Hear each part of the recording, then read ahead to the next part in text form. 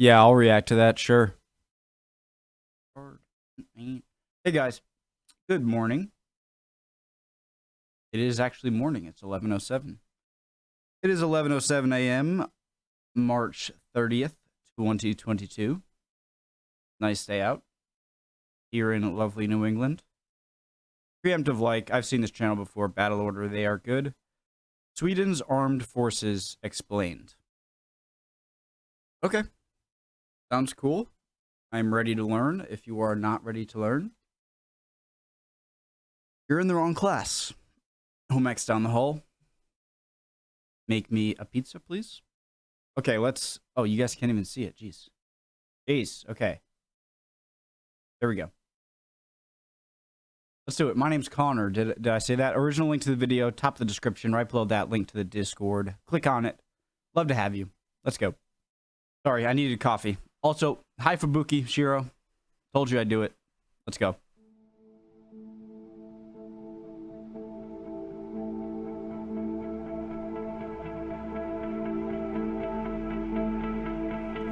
For Sweden, the return of war to Eastern Europe and Russia's annexation of Crimea shifted the calculus with regards to its armed forces.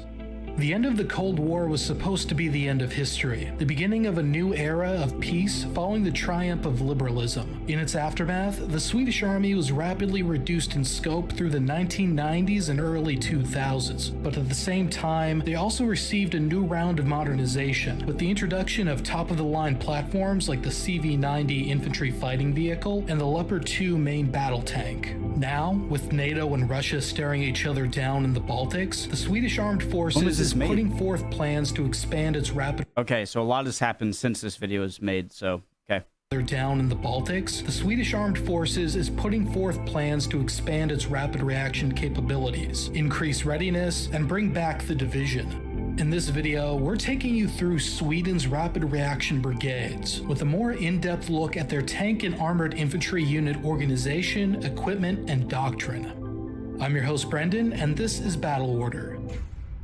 Something about artillery that just I love for some reason. I don't know why. It looks so cool, and I know it's probably not as effective as tanks or airplanes or some warships, but just seeing artillery mortar it's cool. First, I'd like to thank our Patreon supporters who allow us to cover more interesting but less popular topics. If you want to help Battle Order grow and get a bunch of perks, including early access to videos and patron-only chat on our public Discord server, consider supporting us at patreon.com/battleorder.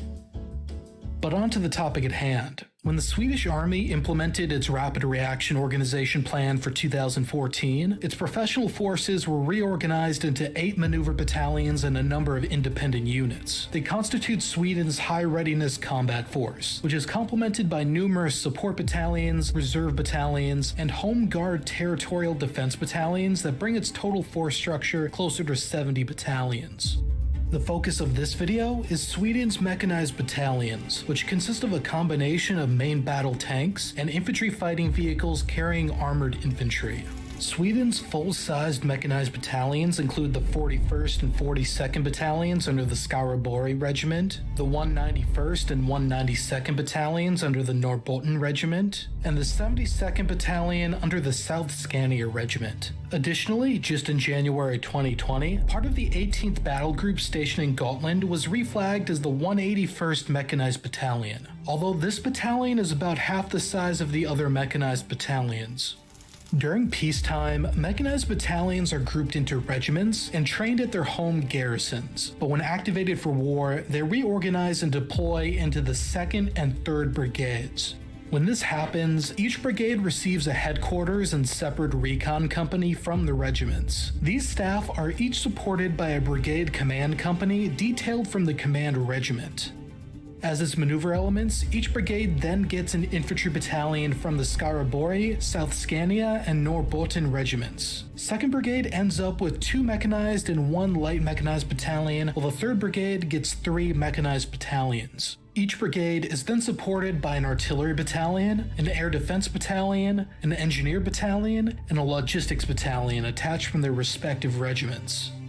However, I'm surprised that logistics and engineer aren't like combined into one thing. They're separate. This won't last forever. With the threat of getting caught in the middle of a conflict between NATO and Russia growing, the Swedish Armed Forces plan to expand their forces with a refocus on larger scale operations. As indicated by their most recent budget requests, That's badass. Scale operations. As indicated by their Gustavus would be proud. most recent Dolphin. budget requests, 2nd Brigade would be reorganized into the 4th Mechanized Brigade in Skövde, while 3rd Brigade would become the 19th Norrland Mechanized Brigade in Boden.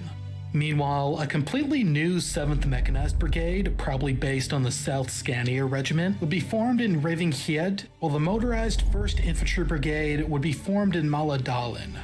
The Gotland Battle Group will also be strengthened. These brigades may be integrated into a new division if mobilized, Sweden's 1st Division since it dissolved its last one in 2004. But back to the present, the real punching power of Sweden's rapid reaction forces comes from its mechanized battalions. Very similar to an old American combined arms battalion, each Swedish battalion is equipped with an equal mix of main battle tanks and infantry fighting vehicles with organic fire support, recon, logistics, and pioneers. They consist of 1 battalion headquarters, 1 staff and support company, 2 tank companies, 2 armored infantry companies, and 1 logistics company. Starting from the top, the battalion HQ includes 29 personnel, with a battalion commander, their deputy, a sergeant major, and several staff officers and supporting personnel. The staff and support company, meanwhile, includes the command platoon, which Sorry guys, just what's the point of these like things at the end of the barrel? I mean, it's not exactly gonna stop a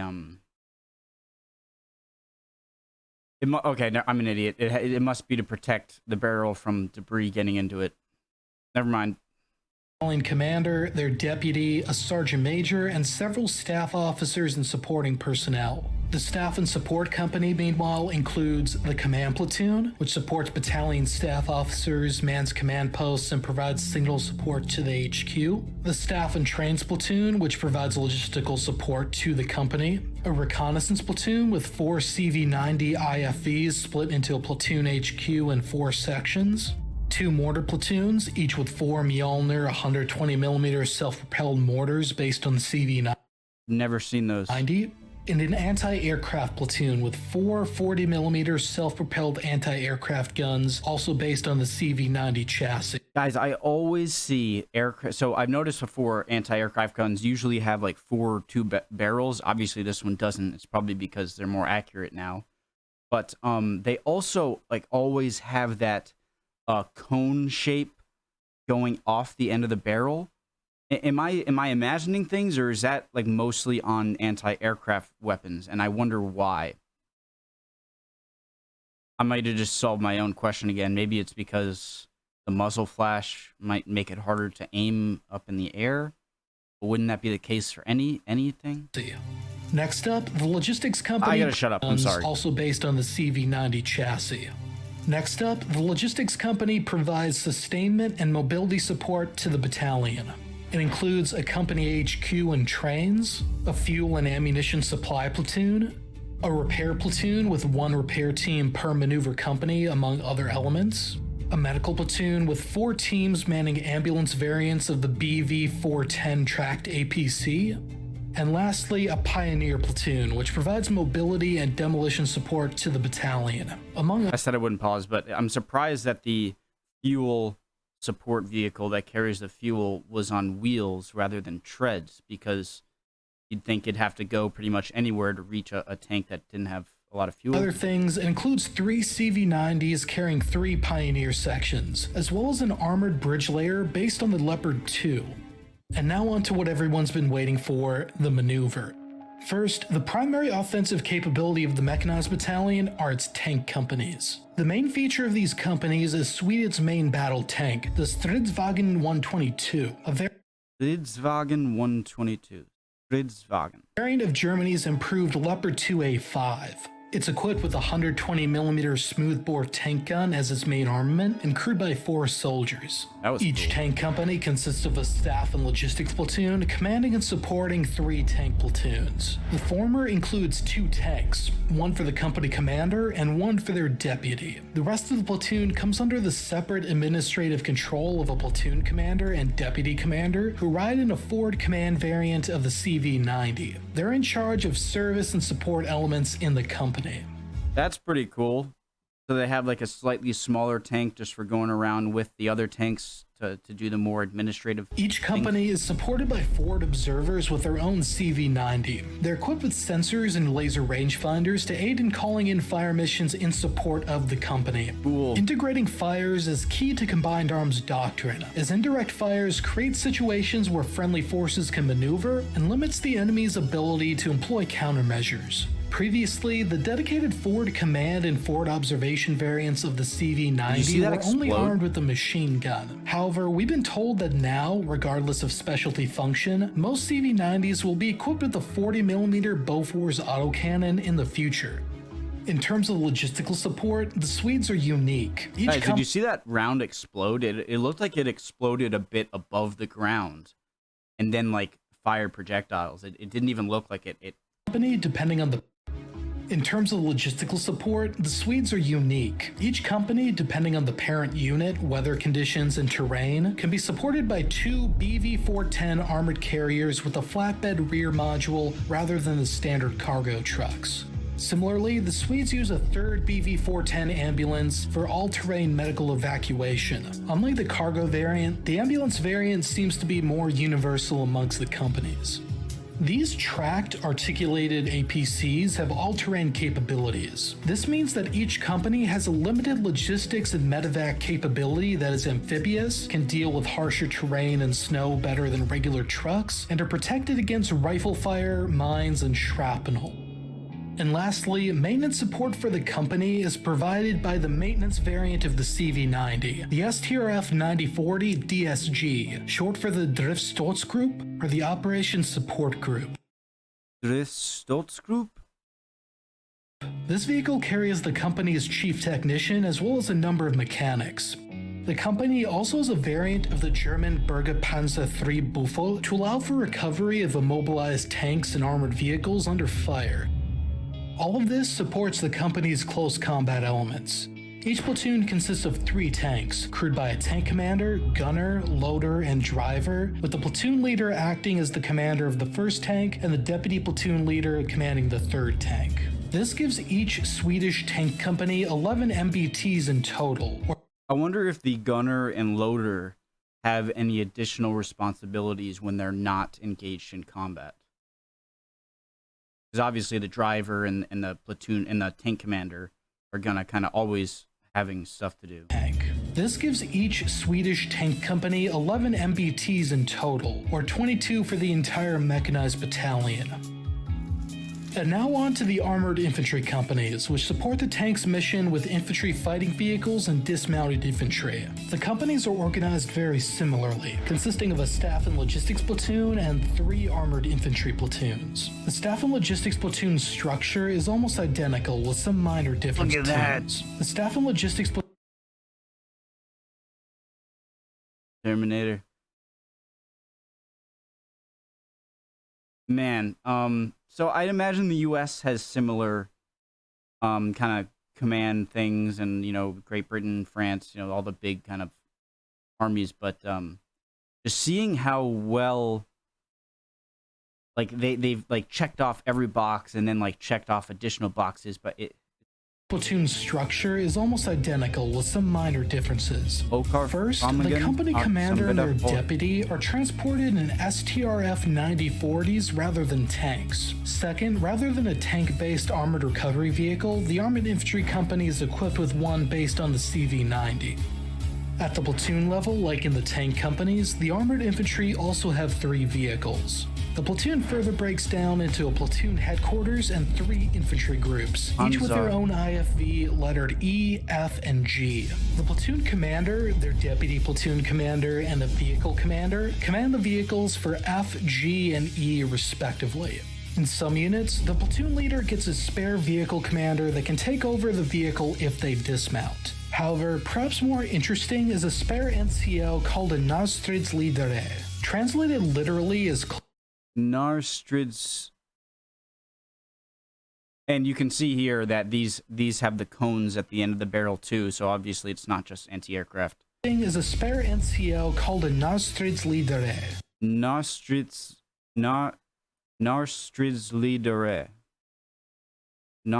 Translated literally as close combat leader, this NCO is a dedicated dismounted commander who, on the orders of the platoon leader, takes command of the dismounted element separate from the vehicles. This allows the platoon leader to stay mounted and maintain a closer control over the vehicles while the groups are dismounted. Depending on the unit, the dismounted commander could also be one of the squad leaders given the extra duty. As for those infantry groups, each one of them is split into a mounted and dismounted element. The mounted element includes a driver and gunner who functionally are controlled by their respective vehicle commanders. The dismounted element, meanwhile, consists of 6 soldiers. The group leader typically ranks Führer or Oberführer, being intermediate NCOs with some time and grade. They're typically armed with an AK-5C rifle, a derivative of the FN-FNC with an M203 grenade launcher. They're assisted by a deputy group leader who typically ranks corporal, the first rank attained. Guys, I doubt anyone in the comments has fired one of these things, but if somehow one of you have, I wonder, does the grenade launcher attachment sacrifice some of your aim for your main weapon, or does it not really affect it? They're assisted by a deputy group leader who typically ranks corporal, the first rank attained after completing squad leader training. Then there's also an anti-tank gunner, anti-tank loader, machine gunner, and a rifleman, doubling as a combat lifesaver. The Swedish run a weapons locker concept where multiple weapon systems of differing capabilities may be employed depending on the situation. The group can take out any combination of machine guns and AT weapons, with the platoon commanders being able to customize the layout to their liking. For anti-tank options, the AT gunner and loader may man a Carl Gustav recoilless rifle. Gustav. So is this pretty much just like a better Panzerfaust or what's it called? Call of Duty. I forget. Alternatively, they could leave the Carl G behind and act as riflemen if the group needs to be more mobile or it's unnecessary. In this case, they may or may not be armed with AT-4 disposable anti-tank weapons, which are essentially one-shot versions of the Carl G munition. Other personnel in the squad, like riflemen or leadership, can also carry AT-4s. Additionally, NLAW's short-range fire-and-forget anti-tank guided missiles are... Okay, this is what I was just about to ask about. Where's the one where it shoots out this thing and then it starts like a rocket? Available to substitute the AT-4s, held in the Battalion Logistics Company. This provides the group a reliable tank killer capability, as even the Carl Gustav munitions would be of questionable effectiveness against most modern main battle tanks from the front. Being a force that may be called to block enemy movement in support of tank operations, each IFV also has several anti-tank mines. These can be employed by the dismounted element to deny area to or delay the advance of enemy mechanized forces. As for automatic weapons, the machine gunner can either take out the KSP-90, the Swedish version of the Mini-Me light machine gun chambered in 5.56, or the KSP-58, which is their version of the FN mag chambered in 7.62. If the mag is taken out, the last rifleman would act as an assistant in 7.62. KSP-58, which is their version of the FN mag chambered in 7.62. If the mag is taken out, the last rifleman would act as an assistant. However, we've also seen numerous videos of groups dismounting with 2 light machine guns, and the Instagram manager for Roma Company, the armored infantry company stationed on Gotland, states each group has 2 light machine guns and 1 general purpose machine gun at their disposal depending on the situation. Whoa. Generally speaking, in training footage we've seen, the light machine gun seems to be preferred for restrictive terrain and when fighting mounted, while the general purpose machine gun is preferred in open country with longer sight lines. Did you see how that clip was angled on that gun?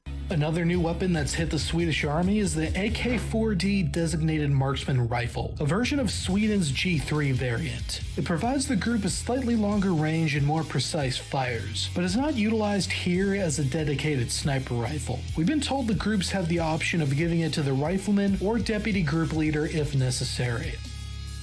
As per Swedish doctrine, armored infantry support the action of tanks and enable their maneuver. They may do this through direct support, I'm such an idiot. I thought that the tank barrels had like a cap on them, like a of tanks and enable their maneuver. They may do this through direct support, protecting open flanks, clearing captured terrain, and protecting supply lines. In a meeting engagement against an enemy mechanized force, the infantry may also be used to fix or delay forces with the CV-90, anti-armor weapons, and anti-tank mines, while tanks counterattack and target the enemy's vulnerable rear areas. The dismounted capabilities of the armored infantry are necessary to perform certain functions, such as in the defense or in restricted terrain. However, at the battalion level, the focus of the armored infantry is on supporting the tanks. Meanwhile, at the platoon level and lower, I thought it would be the other way around. the main task is on supporting the tanks. Meanwhile, at the platoon level and lower, the main task of dismounts is to protect and enable the infantry fighting vehicle. This was a key shift from the Cold War era focus on the dismounted fight, when armored infantry were transported in the less capable Panzerbandwagen 302 armored personnel carrier.